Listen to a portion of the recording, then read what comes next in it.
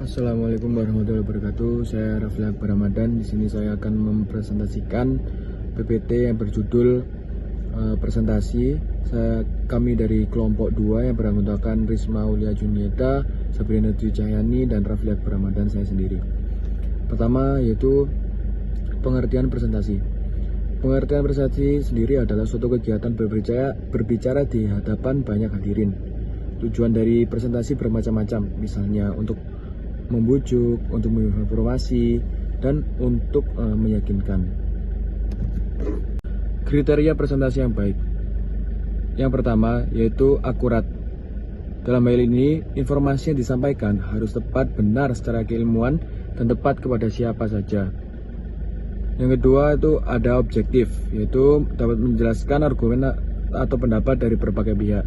Jadi dalam bersikap objektif ini kita harus mendapatkan berbagai pendapat dari berbagai pihak, tidak hanya pendapat kita pribadi yang bersifat subjektif. Yang ketiga ada poin yaitu lengkap. Lengkap berarti informasi yang disampaikan tidak separuh-separuh atau sepotong-potong. Dalam hal ini, untuk kejelasan suatu presentasi, jika presentasi itu disampaikan dalam informasi yang sepotong-potong atau separuh-paruh, itu akan membuat penonton atau pendengar menjadi bingung karena tidak seutuhnya informasi yang disampaikan. Setelah itu ada poin selektif. Selektif yaitu jika tidak diperlukan, tidak semua informasi yang disampaikan pada saat itu. Berhubungan dengan poin sebelumnya itu lengkap.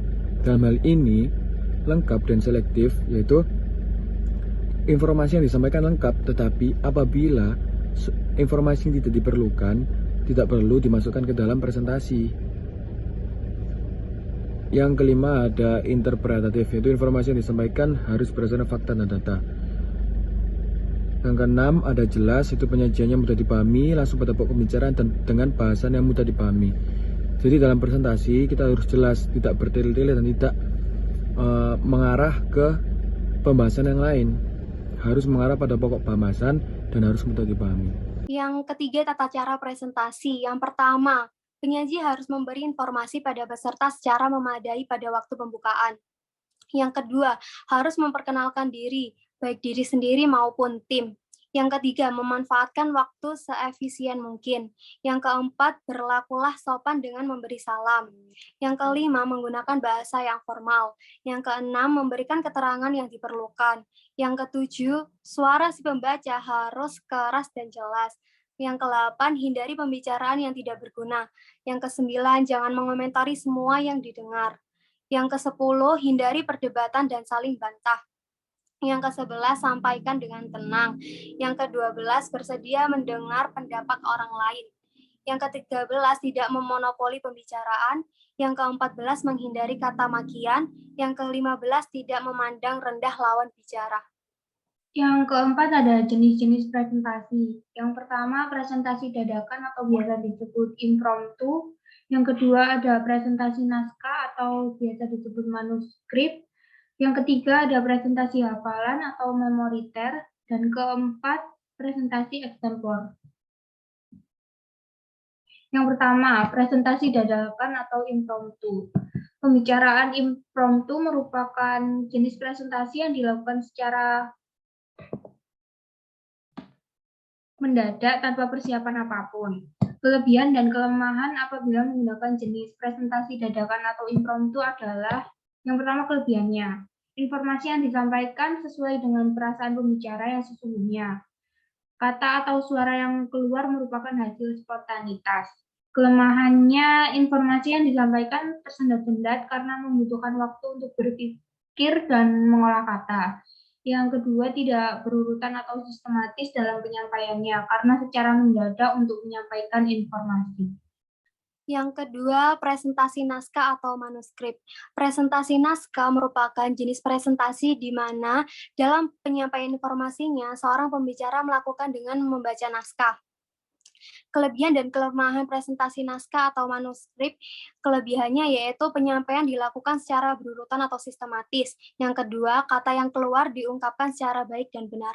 Kelemahannya yaitu terlalu sibuk akan membaca naskah sehingga tidak melakukan kontak mata dengan pendengar, seolah acuh tak acuh terhadap pendengar. Ketiga, presentasi hafalan atau memoriter. Jenis presentasi yang dilakukan menghafal dari teks yang telah disediakan. Yang keempat ada presentasi ekstempor. Jenis ekstempor merupakan jenis presentasi yang paling baik untuk dilakukan dibanding jenis lainnya. Pembicara mempersiapkan materi dengan garis besarnya, kemudian pada saat presentasi akan dijabarkan secara mendetail. Kelebihan dan kelemahan presentasi ekstempor. Kelebihannya, pembicara dapat menyampaikan informasi secara jelas karena ada persiapan sebelumnya. Yang kedua, dapat menyampaikan secara sistematis atau berurutan. Kelemahannya yaitu yang pertama, membutuhkan waktu yang lama dalam persiapan materi presentasi. Yang kedua, bagi pemula sulit untuk dilakukannya karena membutuhkan keahlian dan pengalaman yang cukup. Kemudian ada tujuan dari presentasi. Yang pertama, menyampaikan informasi. Yang kedua, meyakinkan pendengar. Ketiga, menghibur pendengar. Yang keempat, memotivasi dan menginspirasi pendengar untuk melakukan suatu tindakan. Yang kelima, melakukan penjualan. Yang keenam, membutuhkan suatu ide atau gagasan. Yang ketujuh, menyentuh emosi pendengar. Yang kedelapan, memperkenalkan diri. Selanjutnya, manfaat presentasi. Yang pertama, sebagai bahan paparan suatu pokok bahasan inti. Yang kedua, media pembantu untuk penjabaran dari materi pelajaran sekolah atau suatu proyek kerja. Yang ketiga, kesan lebih eksklusif karena melibatkan alat presentasi. Yang keempat, audiens biasanya akan lebih jelas jika disertai dengan media gambar dari presentasi itu sendiri. Yang kelima, memupuk mental yang ada dalam diri si pembawa materi presentasi. Yang terakhir ada syarat dari presentasi. Yang pertama yaitu menguasai materi dan bahasa dengan baik. Yang kedua, memiliki ketenangan sikap. Yang ketiga, sanggup mengadakan reaksi yang cepat dan tepat terhadap situasi apapun yang mungkin timbul saat presentasi. Sekian presentasi dari kelompok kami. Kurang lebihnya kami mohon maaf. Wassalamualaikum warahmatullahi wabarakatuh.